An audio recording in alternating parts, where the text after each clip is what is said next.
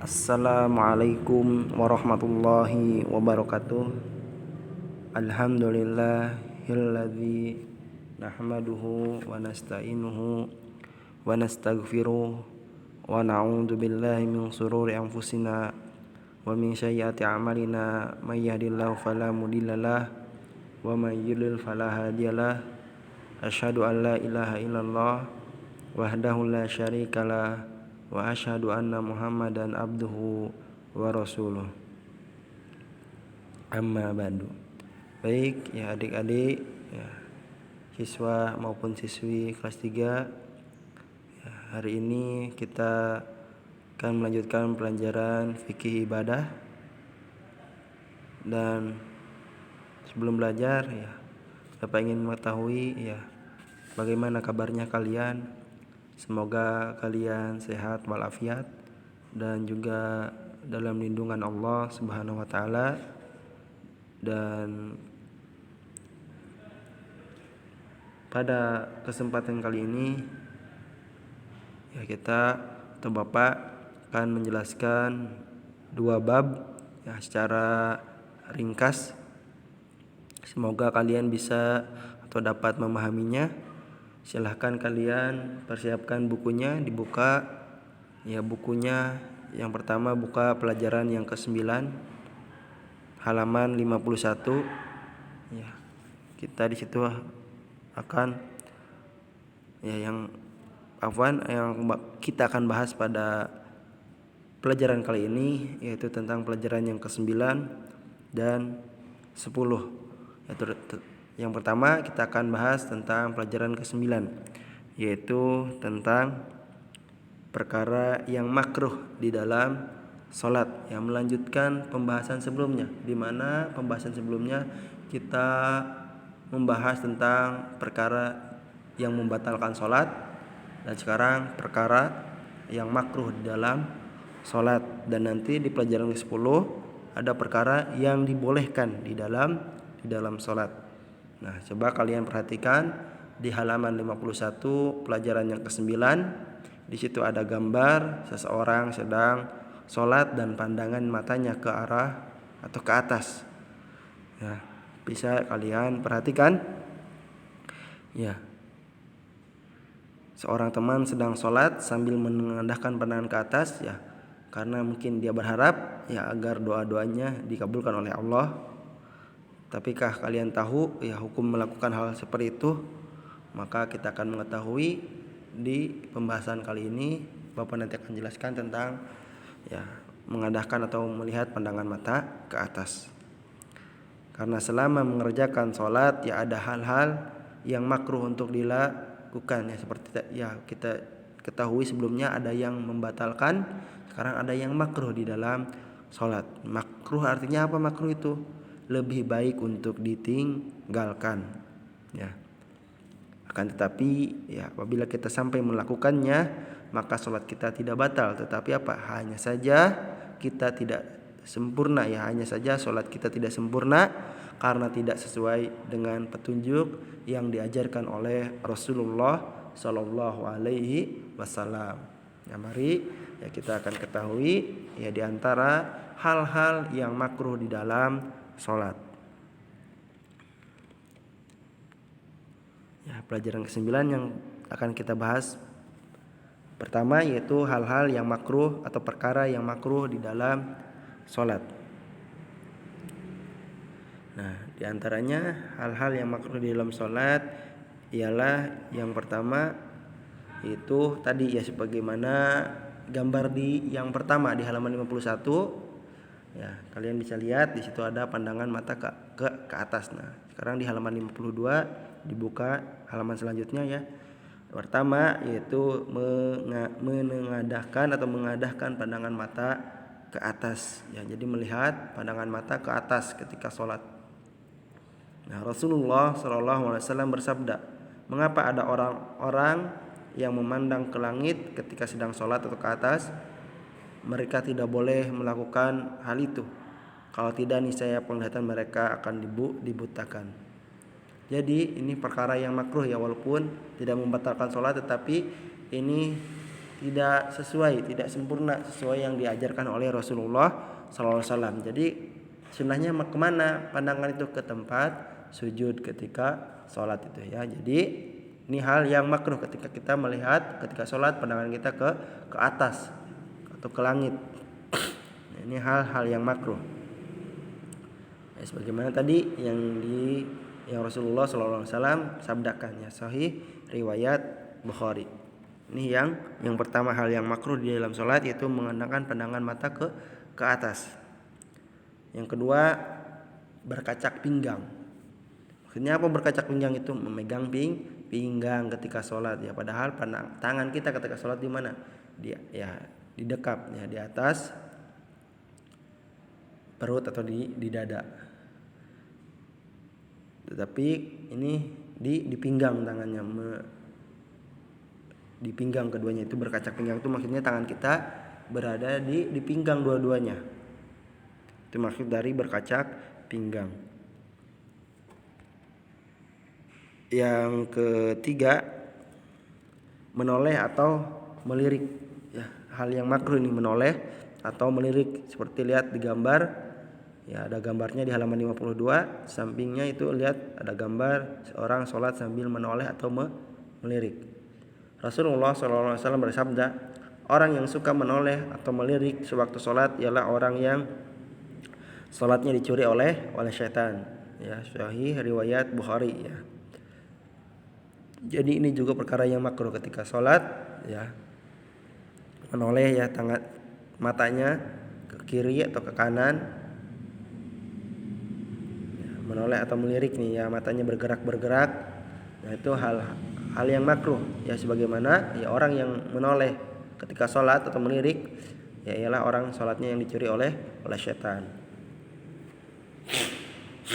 Yang selanjutnya, yang keempat yang makruh di dalam sholat, yaitu melakukan sesuatu yang dapat menghilangkan kekhusyuan sholat, seperti melamun ya, seperti gambar lihat di samping ya, melamun atau memikirkan apa. Nah itu dapat ya menghilangkan kekhusyuan sholat, atau mikirin apa gitu, mikirin nanti ngapain ya, misalnya seperti itu ya, memikirkan sesuatu padahal dia sedang sholat. Maka ini hal yang makruh ketika yang melakukan sesuatu ya, memikirkan sesuatu yang dapat menghilangkan kekhusyuan sholat, sebagaimana ya Rasulullah bersabda, uskunu fis sholat, hendaklah kamu tenang ketika sedang melaksanakan sholat ya. Sahih riwayat Muslim. Yang kelima, melipatkan lengan baju yang terulur ya, dilipat. Jadi misalnya kita sedang sholat, kita lipat bajunya. Rasulullah SAW bersabda, ya lihat Bapak tidak tulis di sini, lihat di buku halaman 53 ya. Umirtu an asjuda ala sab'ati adumin wala ukuffa sauban wala sya'ron ya. Aku diperintahkan untuk sujud di atas 7 anggota badan dan untuk tidak melipat baju atau menaikkan rambut yang terurai ya. Sahih riwayat Muslim. Ya, jadi tidak ketika sholat ya, kita lengan kita panjang ketika sholat, kita lipatkan baju yang terulur itu, dilipat. Maka ini hal yang makruh. Dan juga menaikkan rambut yang terurai, misalnya rambut kita menghalangi yang buat yang laki-laki misalnya, atau yang ikhwan rambutnya menghalangi matanya atau ini. Lalu ketika itu rambutnya diangkat ya, diterurai, dibenerin. Maksudnya itu seperti menghalangi jidatnya misalnya. Maka ini hal yang makruh. Yang keenam, membersihkan tanah atau kerikil di tempat sujud ya. Jadi sebelum sujud misalnya ada kerikil atau ada tanah, dibersihin dulu. Nah ini hal yang makruh. Yang ketujuh, mengulurkan pakaian sampai mengenai lantai ya, seperti gambar di samping ya. Diulurkan pakaiannya atau sarungnya. Yang kedelapan, menutup mulut tanpa alasan, sebagaimana ya naha Rasulullah hi anis sadali fis salat wa an yughtiya rajulu fahu ya. Rasulullah melarang mengulurkan pakaian sampai mengenai lantai dan menutup mulut ketika sedang salat ya, tanpa alasan ya. Hasan riwayat Abu Daud jadi. Itu yang ke-8 yang menutup mulut tanpa alasan. Yang ke-9 di antara hal yang makruh yaitu salat pada waktu makan telah tersedia. Ya, sudah dihidangkan, kita sudah dihidangkan makanan, kemudian tiba waktu salat, kemudian kita salat. Nah, ini hal yang makruh, padahal ya dianjurkannya kita makan terlebih dahulu baru salat ketika sudah dihidangkan di depan kita, dihidangkan. Itu maksudnya ya. Belum kita ngambil dulu baru itu. Tetapi yang benar dihidangkan itu kita sudah ada di depan mata kita, kemudian kita sholat. Berbeda misalnya kita yang ngambil dulu ya, itu maka kita harus apa, udah masuk waktu sholat kemudian kita ngambil dulu, nah itu apa, itu tidak boleh. Yang benar tuh maksudnya apa tadi, dihidangkan tuh maka makanan sudah ada di hadapan kita, sudah terhidang di piring misalnya, kemudian ada waktu sholat, maka afdalnya apa, kita makan terlebih dahulu baru sholat. Tuh. Yang ke-10 menahan buang air kecil atau besar sehingga mengganggu kekhusyuan sholat. Maka ketika sholat, sebelum sholat kita selesaikan dulu hajat kita ya, buang air kecil atau buang air besar, sehingga ketika sholat ya, tidak terganggu dengan ingin buang air kecil atau BAB sehingga mengganggu kekhusyuan sholat. Sebagaimana Rasulullah bersabda, la sholata bihadratit ta'am wala huwa yudafiul ahbasa. Lihat di halaman 54 ya, tentang hadisnya, sahih riwayat Muslim ya, tidak sempurna salat yang dikerjakan setelah makan dan dihidangkan. Begitu pula salat seorang yang menahan buang air kecil atau buang air besar. Jadi ketika makanan sudah dihidangkan ya, tidak sempurna salat yang dikerjakan setelah makanan dihidangkan. Jadi apa? Afdalnya tadi yang ke-9, makan terlebih dahulu, ketika sudah dihidangkan baru sholat. Dan begitu pun juga ketika seorang yang menahan buang air kecil atau buang air besar. Dan yang ke-11 di antara hal yang makruh dalam salat yaitu salat ketika sudah terlalu mengantuk, seperti gambar di samping, lihat. Ya, idza na'asa ahadukum wa huwa yusalli falyarqud hatta yadhhaba anhu naum. Lihat halaman 54. Ya, apabila salah seorang kalian mengantuk ketika sedang salat, maka hendaknya ia tidur sampai hilang rasa ngantuknya. Jadi tidur dulu, hilangkan rasa ngantuknya baru salat, karena tidak salat ketika sudah mengantuk itu tidak sempurna. Ya, hadis sahih riwayat Muslim, Bukhari ya. Itulah pembahasan di pelajaran pertama kita ya, di bab pertama tentang pelajaran yang ke-9 tentang perkara yang makruh di dalam salat. Nah, sekarang kita masuk ya, bahwa tadi bab di pelajaran atau pertemuan kali ini kita membahas 2 bab.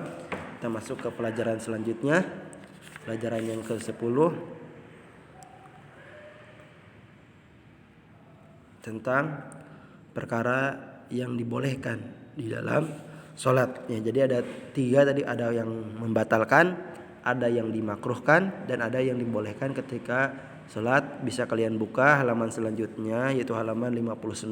Lihat di situ ada seorang yang sedang sholat dan menggendong bayi. Berarti menggendong bayi ketika sholat dibolehkan. Jadi di dalam sholat juga ada yang dibolehkan. Kita akan pelajari ya hal-hal yang dibolehkan di dalam sholat atau perkara yang dibolehkan di dalam sholat apa saja. Yang pertama, membetulkan bacaan imam yang salah atau mengingatkan ayat yang terlupa. Sebagaimana ya kita ketahui ya, perhatikan ketika imam misalnya lupa dalam jumlah rakaat atau dalam rukun sholat, kita boleh ingatkan. Atau ketika ada ayat yang terlupa, maka kita boleh mengingatkannya, atau ada ayat yang terlewat ya. Sebagaimana suatu ketika, lihat di buku halaman 60 Rasulullah SAW mengimami sholat berjamaah bersama para sahabat. Ketika membaca surat, ada ayat yang terlupakan oleh Rasulullah. Setelah selesai salat, beliau bertanya pada Ubay, apakah kamu ikut salat bersama kami? Ya, jawabnya. Beliau lalu mengatakan, lantas mengapa kamu tidak membetulkan bacaanku? Ya, sahih riwayat Abu Daud. Jadi ketika Ini yang dibolehkan ya ketika imam lupa dalam hal jumlah rakaat atau dalam rukun sholat, kita boleh mengingatkannya. Dan ketika ada ayat yang terlupa, ada yang kelewat atau ada yang kurang, maka kita boleh juga mengingatkannya sebagaimana yang Rasulullah ceritakan ketika beliau mengimami sholat berjamaah. Yang kedua, ya diantara mengingatkannya itu yang kedua yaitu bertasbih bagi laki-laki dan bertepuk tangan bagi wanita untuk mengingatkan sesuatu ketika sedang sholat. Misalnya seperti tadi, mengingatkan imam yang lupa jumlah rakaat sholat, ya, bertasbih. Jadi kita mengucapkan subhanallah ketika imam lupa jumlah rakaat sholat atau salah dalam melakukan rukun sholat, maka ingatkan kita mengucapkan subhanallah bagi laki-laki dan bertepuk tangan bagi perempuan. Ya, sebagaimana ya man nabahu syai'un fi sholati falyusabbih fa innama tasbihu lin-nisa. Ya, sabda Rasulullah, siapa yang mengalami suatu ketika sholat misalnya mendapati imam lupa, hendaklah ia bertasbih. Itu kita mengucapkan subhanallah, adapun bertepuk tangan untuk wanita. Ya, sahih riwayat Bukhari dan Muslim. Itu yang kedua di antara yang dibolehkan ketika dilakukan ketika sholat. Yang ketiga, membunuh ular dan kala jengking. Ya, uqtulul aswadain fis sholat al-hayata wal aqraba. Bunuhlah kedua binatang hitam sekalipun kalian sedang sholat, yaitu ular dan kalajengking. Sahih riwayat Ahmad, Abu Daud dan At-Tirmizi. Ya, ini diantaranya. Yang keempat, mencegah orang yang melintas di hadapan kita. Rasulullah bersabda, lihat halaman 61, idza shalla ahadukum ila say'in yasturuhu minan nas fa arada ahadun ay yajtaza baina yadayhi falyadfa'hu fa in aba falyuqatilhu fa innama huwa syaitan. Ya, apabila salah seorang kalian sholat menghadap sutroh, ya ada sutroh itu yang di depan kita, ya penghalang agar orang mengetahui kalau di situ ada orang sholat, maka diletakkanlah sutroh seperti itu. Kemudian ada yang lewat, ya orang lain, kemudian ada yang melintas di hadapannya, di hadapan antara dia dengan sutroh, maka laranglah orang itu dicegah kita, ya dengan tangannya. Jika dia memaksa, maka cegahlah dengan keras, ya, maka kita harus keras cegahnya. Kenapa? Karena sesungguhnya perbuatannya itu adalah atas dorongan syaitan. Ya, jadi kita harus cegah ketika ada yang melintas di hadapan kita ketika sedang sholat. Yang kelima, memberi isyarat dengan tangan untuk suatu keperluan. Ya, maksudnya apa? Misalnya ketika ada yang menyapa di saat kita sedang sholat sunnah. Ingat, ini sholat sunnah bukan sholat wajib. Ya, dahulu ya apabila Rasulullah sedang sholat lalu ada yang mengucapkan salam, maka beliau hanya memberi isyarat dengan tangannya. Ya, sahih riwayat Bukhari. Misalnya kita sedang sholat ada yang mengucapkan salam, maka isyarat dengan tangan. Ini sholatnya sholat sunnah. Ingat, sholat sunnah bukan sholat wajib. Yang keenam, menggendong bayi sebagaimana tadi digambar. Hal yang dibolehkan dalam sholat atau perkara yang dibolehkan yaitu menggendong bayi, sebagaimana Rasulullah pernah mengimami sholat sambil menggendong cucunya beliau yaitu Umamah. Jadi ketika sholat ya, berdiri gendong, apabila ruku beliau menaruh cucunya, dan ketika berdiri beliau kembali menggendongnya. Ya, sahih riwayat Bukhari, Muslim dan Ahmad. Itu perkara yang dibolehkan. Yang ketujuh, berjalan sedikit karena suatu keperluan. Sebagaimana tadi yang keenam tadi isyarat karena ada suatu keperluan, sekarang berjalan karena suatu keperluan. Ya.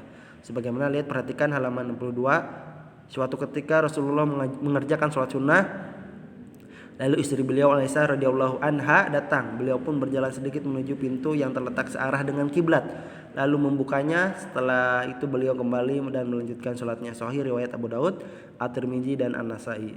Ya, maksudnya apa? Jadi ketika Rasulullah sedang sholat sunnah di rumahnya, kemudian ya ada suatu keperluan, yaitu ada orang yang mau masuk, yaitu istri beliau Aisyah radhiyallahu anha.